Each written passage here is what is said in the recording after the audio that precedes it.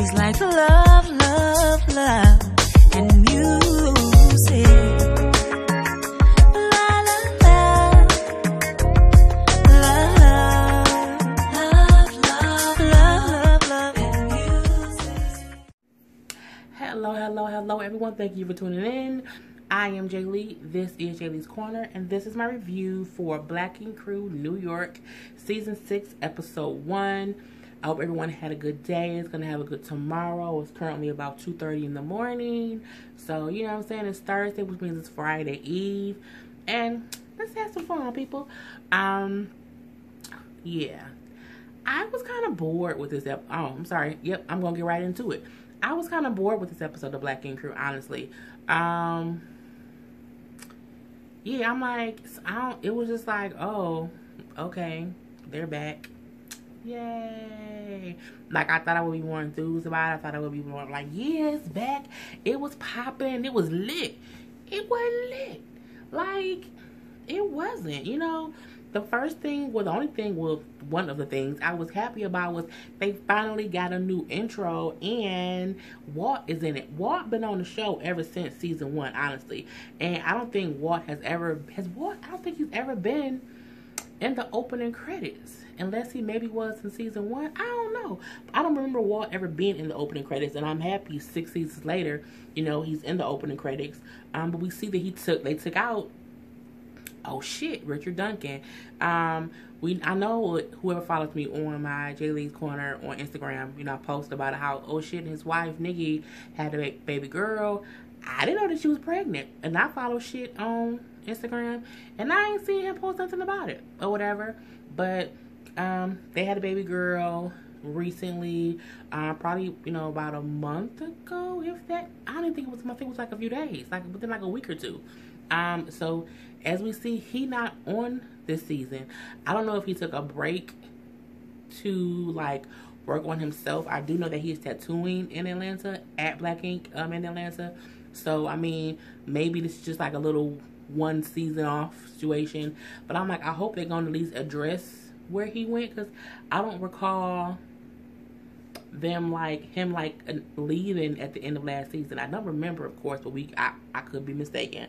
But yeah, so they took old shit out the opening credits and they added Walt, they added Bay, they added Melody, and you know, so yes, you know, it is what it is. Of course, Duchess' ass is gone too, thank God. So we see, you know, Caesar starts off the episode just talking about how for the last few months he been having to deal with Duchess and her bull crap and how she was trying to get half of his business. I do remember that from the end of season 5. Her saying how she should get half of it. So, you know, it's this whole fake ass scene he doing. He in a ring boxing with somebody. He knocked somebody out. And he's saying, you know what I'm saying, he's the king and he won this match or whatever. He won and she ain't gonna get shit. And you know what I'm saying? I'm like, okay, cool. Duchess trying to get him for half the shop to me was dumb. Simply because y'all wasn't married for one, and you were not with him before he started that shop. I think the only time you should get half of something from somebody is when they started it. You know what I'm saying? You was a part of it. Or if you were married. If you were married and y'all break up and ain't no prenup and you won't have, you know, by all means, if that's the law, that's the law. But, I mean, y'all wasn't married. Y'all were together for 5 years. Girl, bye.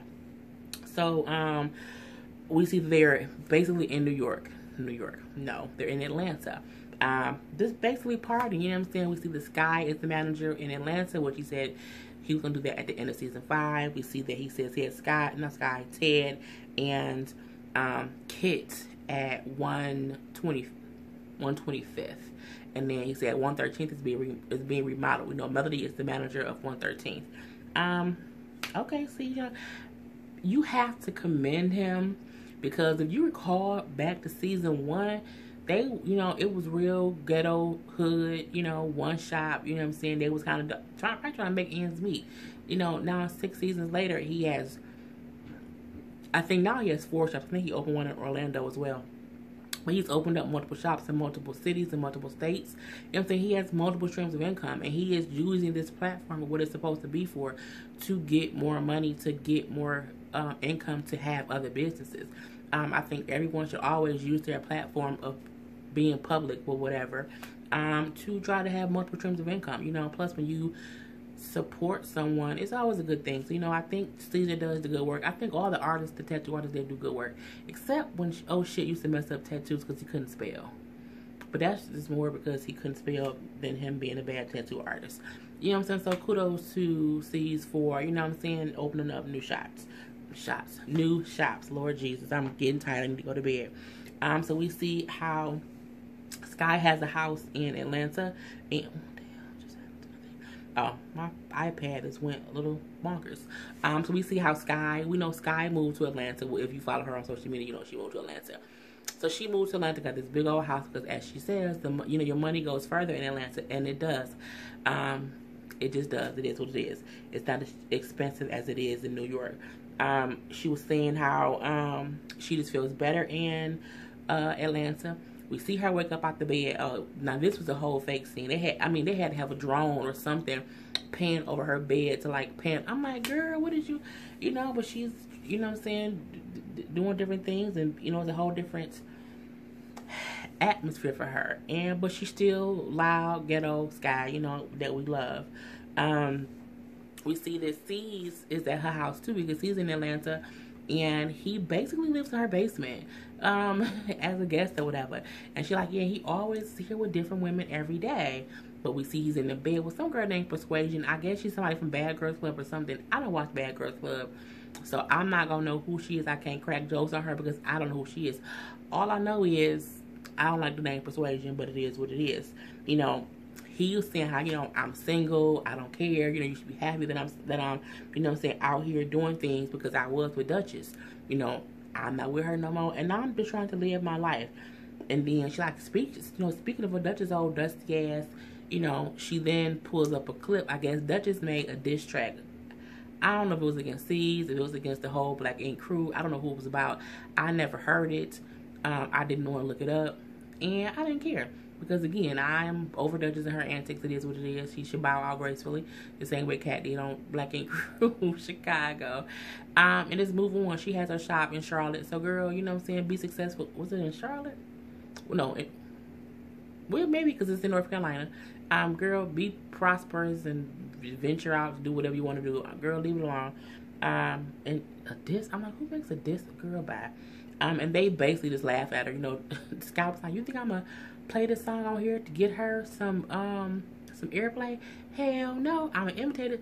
She put a she put a mop on her head, and I guess the song was basically about how she's mad at Caesar for whatever reason. But girl, y'all broke up. You know what I'm saying? Leave it. Who cares? The New York part of it, I feel like I can wrap it up. I can wrap it up in two whole things. Atlanta, Caesar's in Atlanta. He's ignoring Black Ink entirely. We know 125th is trying to be redone. We have Melody calling him about the shop. We had Melody calling about the shop. Kit calling about the shop. And he like, you know, I ain't got time to deal with that. You know, Melody, you the boss. Take care of it. C's is literally in Atlanta. Party. Let's all get wasted. You know, they show them at the tattoo shop, the Atlanta one. You know, Sky is still loud and boisterous. All she doing is yelling at people. They didn't show us any like other tattoo artists there. Like, you know, they usually introduce people. They did not do that. We saw they have a receptionist who's like actually sitting behind the desk like a real receptionist, unlike Danielle from Black Ink Crew Chicago. And it's like 2 security guards. And I mean, it's a nice looking shop or whatnot. It is what it is. You know, Caesar say how they've been in Atlanta for 6 months and they actually turned a profit, which is a lot, because people forget when you open a business, you spending money. You got to get it fixed up. You got to get promotion. So you spend money at this particular on a business venture. And when a person says, you know, I've been here 6 months and I made a profit, that means, one, I made back all the money I put into the shop, and I made a profit. So sometimes it does take money to do that. Or, it takes time to do that as well. So, you know what I'm saying? It is what it is. So he like, I want to have a 6-month anniversary party to celebrate. C's was literally just, I want to rent a mansion, you know, just to have it be big and, you know, have it be a big ass party. So while he in Atlanta planning a goddamn on party, back in New York, they trying to go see the 113 shop to see all the new renovations. It's supposedly open, you know, everyone is there. You know, Bay is there. Melody got there. Ted, Walt, Donna, and the guy who Young Bay had liked, I can't remember his name, but he's on here too. So they all at the 113th about to see the shop. Melody come up and she's like, well, I don't know what it looks like either. C's kind of left me out of it. He said he was handling it all, so I left it all to him. Man, they opened up them dang on doors. I mean, the most they did was paint the walls and move some stuff around. I mean, it looks remodeled, but it looked dusty, like it still could have been a crack house. It ain't nowhere I would want to go to get my tattoo done, not looking like that. It was stuff all over the place. But that's what happens when you hire contractors and you not there to be on top of what they doing. They just do whatever, and they'll leave a mess, and it's gonna be what it's gonna be. They like, oh my God, it looks horrible in here. This is so dirty. It's, how we gonna tattoo in here? We're gonna do, C's is in Atlanta living it up. He don't care about what's going on here, and it's just crazy, crazy, crazy. And they're like, well, Melody, you the manager. What you gonna do about this? She's like, well, I don't know. C did this. And they're like, see, you wanted the position, but now you like, well, C did that. That ain't what a manager's supposed to do. And we see how Kit then says, this is all C's fault. This is not Melody's fault. C's too busy up in Atlanta being a slut with all them girls, and me and him ain't even kicking on because he's a slut buggy. But I mean, he was a slut buggy last year. Let's be honest, it is what it is. What else was they talking about? Wait, no, back to Atlanta. They in the shop in Atlanta, talking about this whole party, and then somebody come in, and it's a singing telegram. I didn't know people still did singing telegrams. If I did, I would absolutely send singing telegrams to random people who pissed me off. And this singing telegram basically was people rapping and singing about how Caesar wasn't shit. I'm looking like, well, who did that? Of course, he said he think maybe Duchess did it, but who knows? People do stupid stuff. It could have been who knows? I don't know. But it was funny to hear them rap and say how Caesar wasn't shit and how Black Ink wasn't shit, wasn't gonna be shit. I'm like, okay. You know what I'm saying? You ain't shit, your mom ain't shit, your daddy ain't shit, and you ain't gonna be shit either. It's how I heard them rapping and singing to that. So I thought that part was funny. So back to New York, they just basically cleaning up the tattoo studio, but Melody is MIA. So when she get there, you know what I'm saying, Walt like, look, you don't even use the position as a manager the right way. You don't even really here manage nothing. How you late and you the manager and we supposed to be here, getting together. Well, I run the phone with the contractors, and plus I have a sick baby. You know what I'm saying? I have a sick 1-year-old. He was like, I got 3 kids. I don't mean nothing. And she's like, yeah, but you got the mama. Now, when she said that, I didn't like that simply because you can't downplay someone as a parent if they're not the mama. That's like saying, what if he was a single parent himself? I don't think people should ever be like, well, you know what I'm saying? You ain't the mom or you ain't the daddy. If you a parent, you a parent. Girl, bye. And he right. He got 3 kids compared to your 1. So, even if you're not the mom, he got more kids than you. So, it don't even matter. And he got mad. Like, you know what I'm saying? Don't you ever, come for me in my parentage. Because I think, if nothing else, Walt is proud to be a parent. Now, he had a little hard road, in the beginning, in like season 1, season 2. His antics and stuff, but for the most part, that man love his kids. Again, I follow him on social media, but yeah, he love his kids. I think it was kind of a hit. Like, fuck you mean I'm not the mama, but I'm a daddy. You know what I'm saying? I'm an active parent in my child's life, so it don't matter if I'm not their mama. I'm their father, and at the end of the day, it takes 2 parents. You wouldn't want someone telling your son's daddy that if he said my son is sick, if they say, well, you ain't his mama, but he the father. So, girl, Melody, I like how she said that. So as they're kind of going back and forth a little bit, it wasn't a whole full argument. You then hear the crew like yelling and screaming. I'm like, what the fuck are they running for? Like, is this a joke? Man, they running because they didn't find a dead rat, like a rat upside down in the back. I'm like, and that was a big rat. It looked like it could have been a rabbit. And it was just crazy. So because the tattoo shop at 113th is messed up, Donna is tattooing. Where Kit had Donna tattooing at 125th. It was kind of cool. We see Donna got a boyfriend. Donna has had very, very, very bad taste in men over the years. Just in general. Or taste in women because, she ate Duchess out. And, we see her boyfriend whose name is Mo. And he came to bring her some food. And brought some candy. I'm like, I don't want you being hungry, on the job. So I can't. I'm like, that is so nice. You know what I'm saying? I can't wait to get me a new boyfriend who do stuff like that to me. You know what I'm saying? That's cool. But maybe I can't wait because these guys I've been dating and talking to is just crazy. So, you know, she says how she really likes him, how she's like, for the first time, I feel like I'm in a real relationship. And she said it as in, I can't believe I'm in this healthy relationship where somebody is actually being what they're supposed to be for me. So they were showing, like, you know, different photos of them together, doing different things, as couples do. And it was very cute. You know, Duchess, damn it, Duchess. Sky, damn it, not even Sky. Donna, Lord, Mary and Jesus. So, you know, Donna has been through a lot, I'll say. And, you know, it's kind of cool to see her be happy and see how he came in, like, as a happy boyfriend, too. I'm looking like, okay, you know what I'm saying, and scene. So, but it was a great thing. And he's a cute guy. I think he might be cockeyed, though, which I ain't got nothing against somebody who's cockeyed. But when he walked in, I'm looking like, is he okay? You know what I'm saying? I didn't know what it was.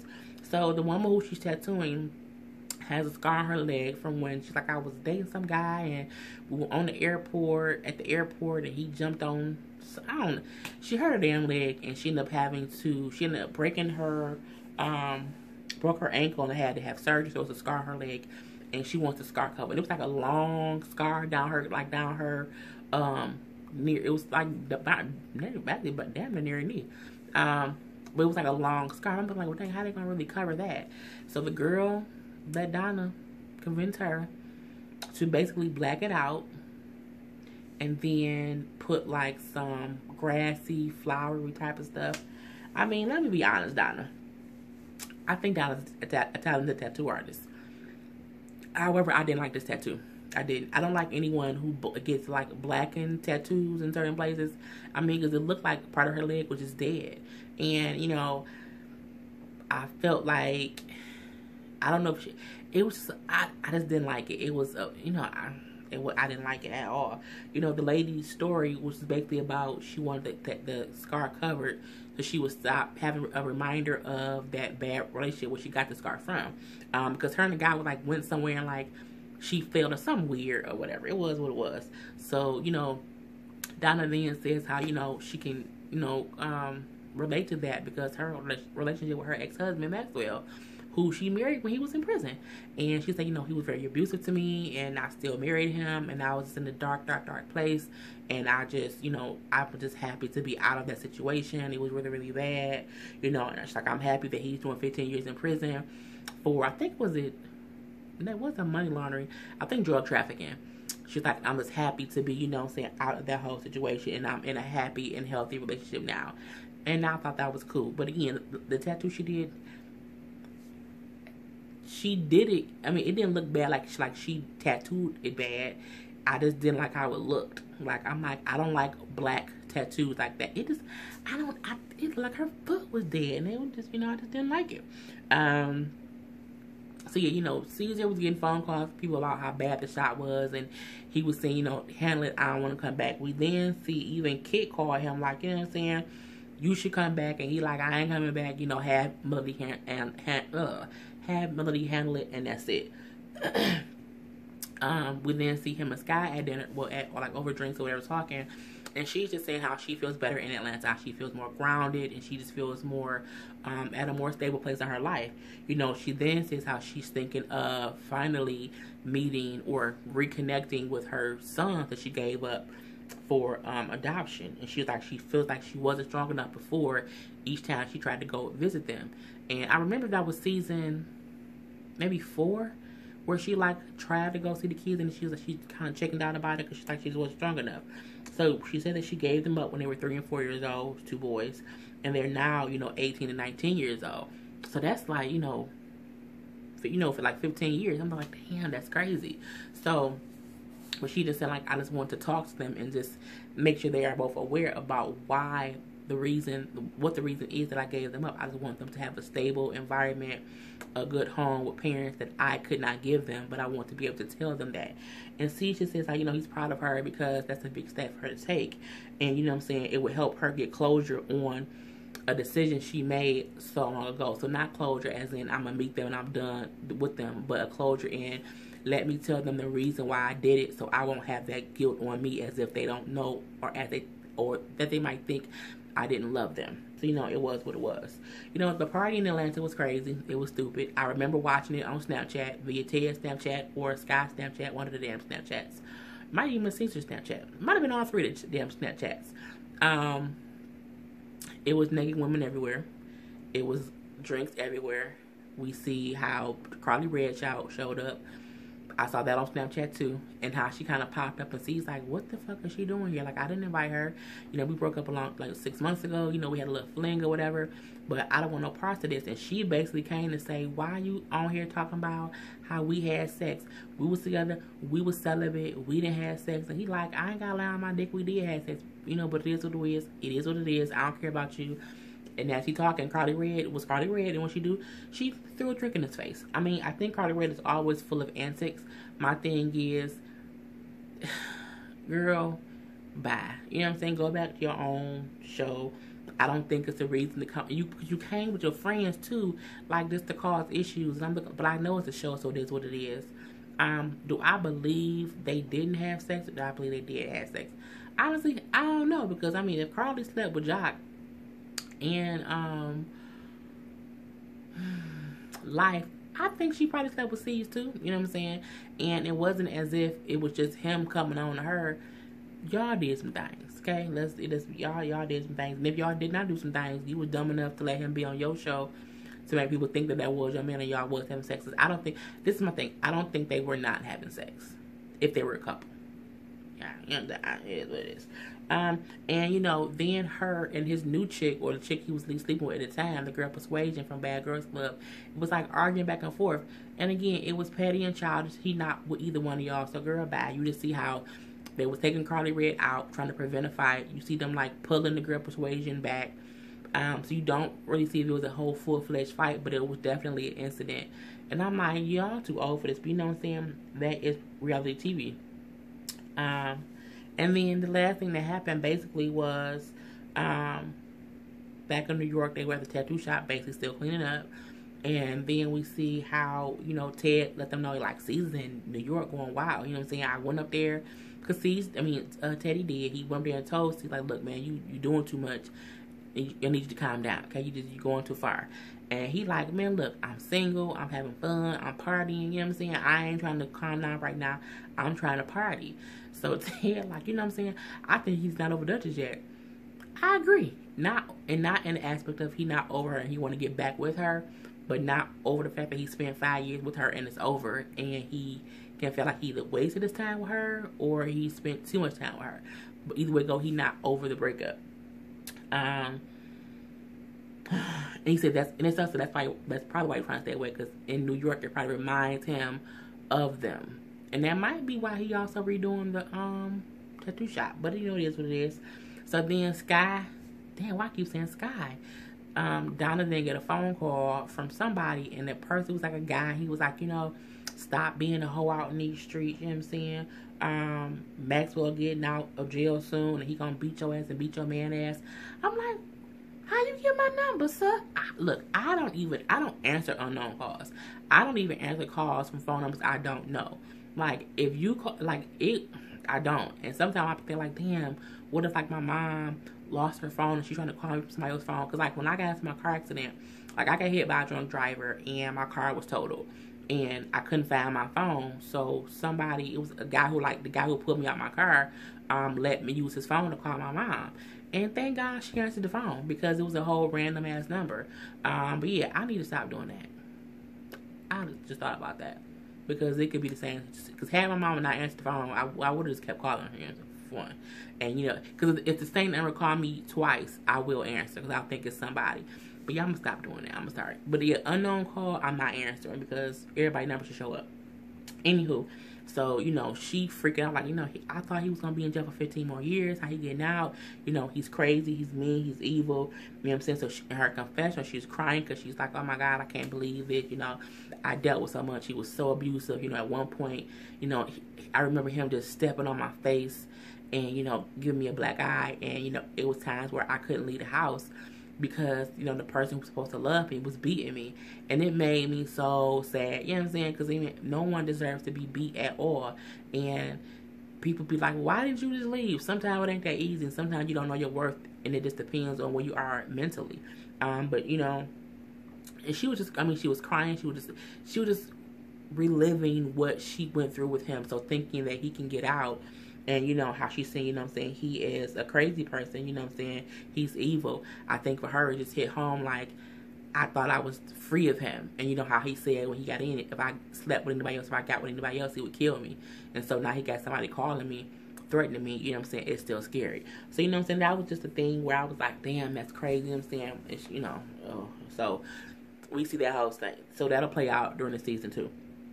And then the ending scene is back in Atlanta, you know, Sky and Caesar chilling out or whatever, and then someone sees like a clip of Sky's son doing an interview in Dutch's shop.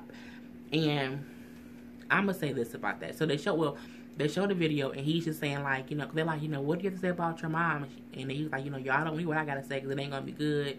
You know, she's never done anything for me. You know what I'm saying? She's never been here. You know, the adoption wasn't even legal. So you know, I don't care about her, and you know what I'm saying, she ain't got nothing for me, and I don't want to deal with her. So Sky's crying, boo-hoo crying. Sky's crying, boo-hoo crying, you know, and she's like, I just don't know why he would do that. You know, this is the first time I'm seeing him, and I can't believe the first time I'm seeing him, he's in her shop doing an interview, and this is how he feel about me. You know, he doesn't know how much I love him and what I had to go through to give him up. And, you know, she's crying, you know, Caesar's, of course, consoling, like, you know, we're going to get it, we're going to fix it, we're going to get this handled.